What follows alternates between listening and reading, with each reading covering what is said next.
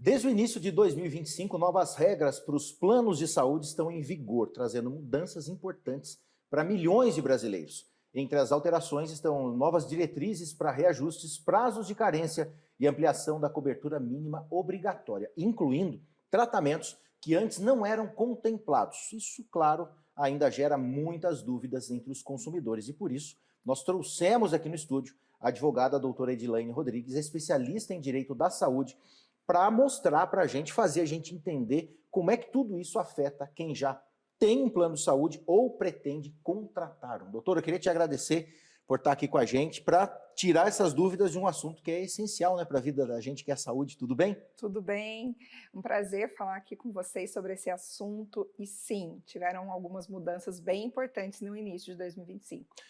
Quais são essas mudanças, ou pelo menos as principais que já entraram em vigor? Sim, a principal delas é a respeito da alteração de rede credenciada. Então é muito comum para quem tem plano de saúde, começa a ser atendido em algum hospital, alguma clínica e de repente é surpreendido com aquele plano, né, avisando que não vai atender mais aquela clínica ou o próprio hospital, né, você é surpreendido ao chegar para ser atendido naquele local e ele não atende mais seu plano.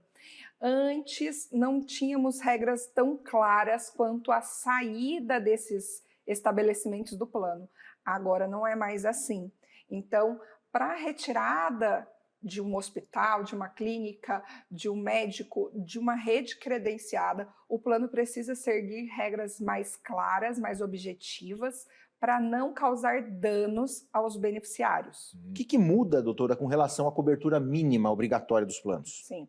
Constantemente, os planos de saúde, eles são alterados na questão de cobertura. Como assim? Né? O rol da ANS ele é atualizado constantemente, não tanto quanto gostaríamos, né? Muitas vezes a medicina avança bem mais do que o rol de cobertura mínima obrigatória, por isso que muitas vezes a gente precisa entrar com uma ação na justiça para ter acesso àquele tratamento. Mas constantemente, novos tratamentos são inseridos no rol. Por isso que a gente precisa sempre dar uma olhada, ele não é um rol fixo, imutável, e para nós que temos planos de saúde, isso é importantíssimo.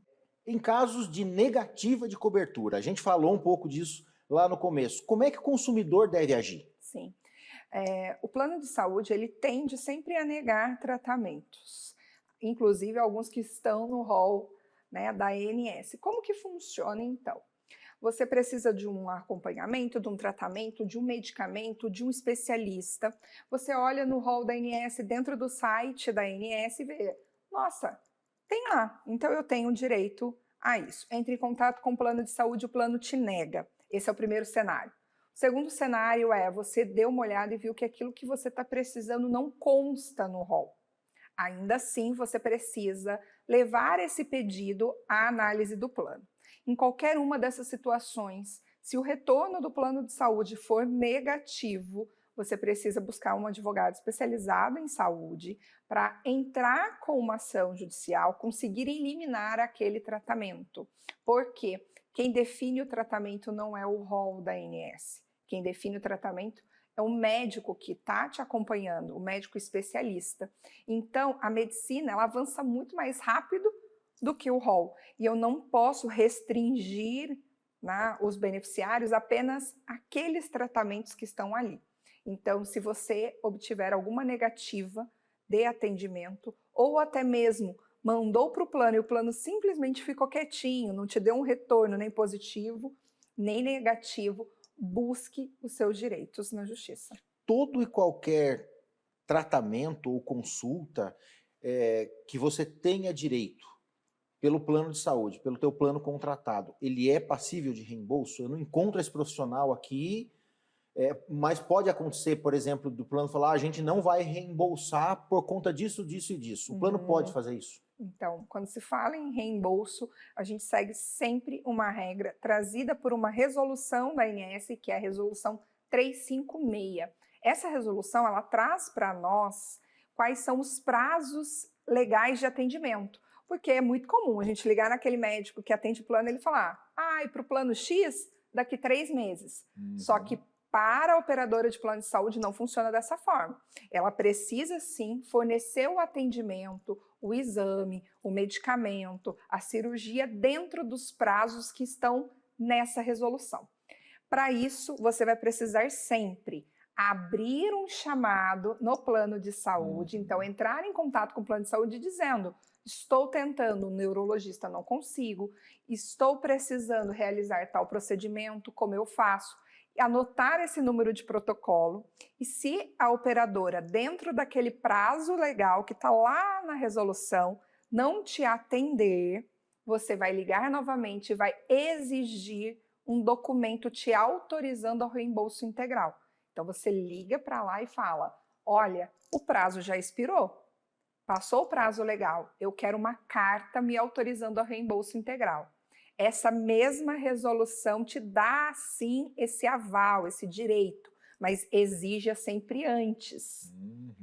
Ao invés de, olha, eu sei que ninguém está me atendendo, vou pagar a consulta com o especialista e depois vou buscar o reembolso. Se você fizer dessa forma, o que é certeza você conseguir? Reembolso contratual, se o seu plano tiver esse reembolso.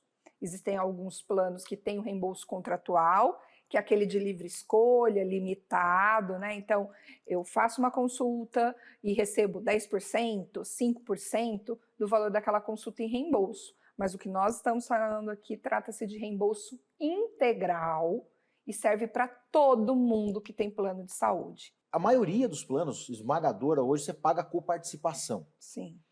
O plano pode, por exemplo, ele somar aí coparticipação de dezembro, janeiro, fevereiro, em março te mandar aquela conta enorme para você pagar. Como é que fica isso? Isso, infelizmente, acontece com muita frequência, né? É muito comum, mas não deveria ser assim. Existem regras muito específicas quando se trata, né, dessa questão limitadora do contrato, que é a coparticipação. Então, é preciso analisar o caso de forma individualizada. Então, a gente vai precisar analisar, por exemplo, qual é o valor da mensalidade, qual é a período, né, que esse beneficiário foi utilizando sem receber as coparticipações, qual é o valor no montante da coparticipação, se ele não é superior à mensalidade, e muito provavelmente a gente vai encontrar, sim, uma falha na aplicação da coparticipação.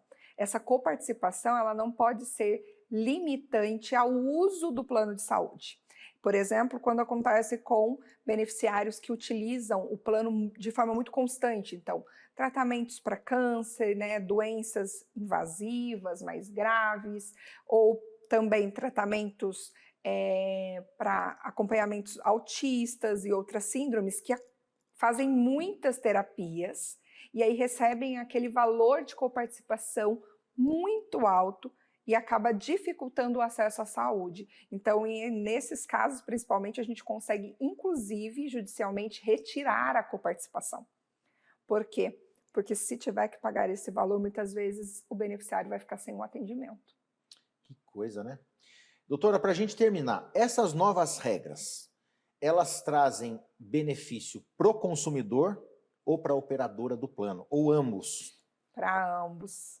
Essa nova resolução que fala a respeito da retirada de clínicas, né, de hospitais, ela também deu uma brecha muito boa para o plano de saúde. Então, nós, advogados que somos especializados em planos de saúde, a gente precisa prestar muita atenção naquelas linhas bem pequenas da resolução, para conseguir fazer valer os direitos dos beneficiários e não prevalecer, obviamente, né, o sistema ali de saúde suplementar.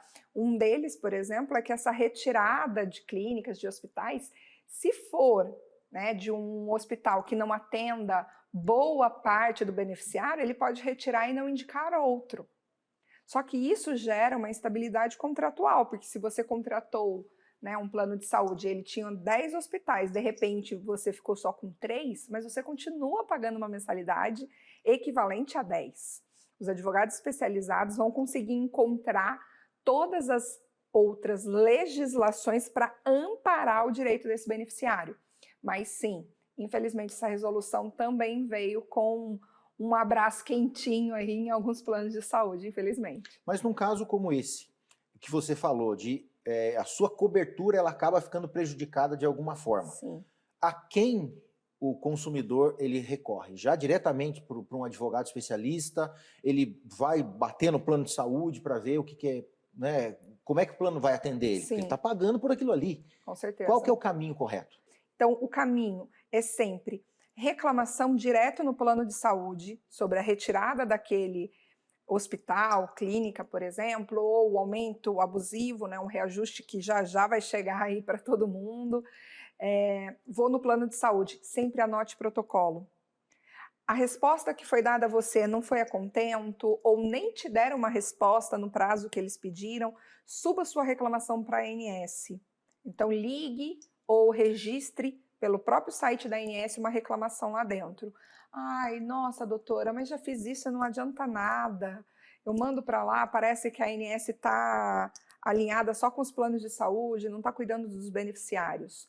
Sempre quando nós registramos uma reclamação lá, eles vão acumulando, vamos dizer assim, né? Então vão olhar o todo e vão olhar e falar assim, nossa, esse plano aqui está com muitas reclamações, por exemplo, de cobertura. Então eles vão aplicar sanções para o plano de saúde. Nós, beneficiários, muitas vezes não vamos saber disso. Eles não vão nos ligar para dizer, olha, sabe aquela reclamação que você fez?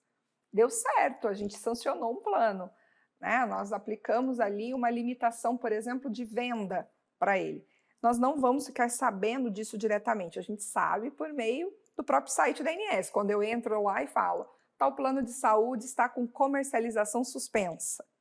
Isso só aconteceu porque os beneficiários reclamaram. Então, nós precisamos sim reclamar.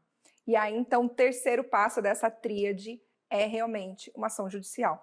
E se você, né, ficou confuso, não sei por onde começar, o advogado também vai te auxiliar nessas duas etapas prévias a um processo judicial. Até porque ir para o processo judicial com tudo isso já, né, completo, robusto, é importante, porque o juiz vai olhar e vai ver que você não foi lá direto, né, se socorrer do judiciário porque quer uma indenização por danos morais, mas porque você tentou resolver de todas as outras formas e não conseguiu. Então, fazer essas etapas antes é muito importante. Doutora, qual que é o seu endereço no Instagram, para algum telespectador, de repente, entrar em contato contigo? Sim, vou ficar muito feliz de poder atendê-los, né? A gente atende o Brasil inteiro e o nosso Instagram é DRA de doutora, Edilane Rodrigues, EDY.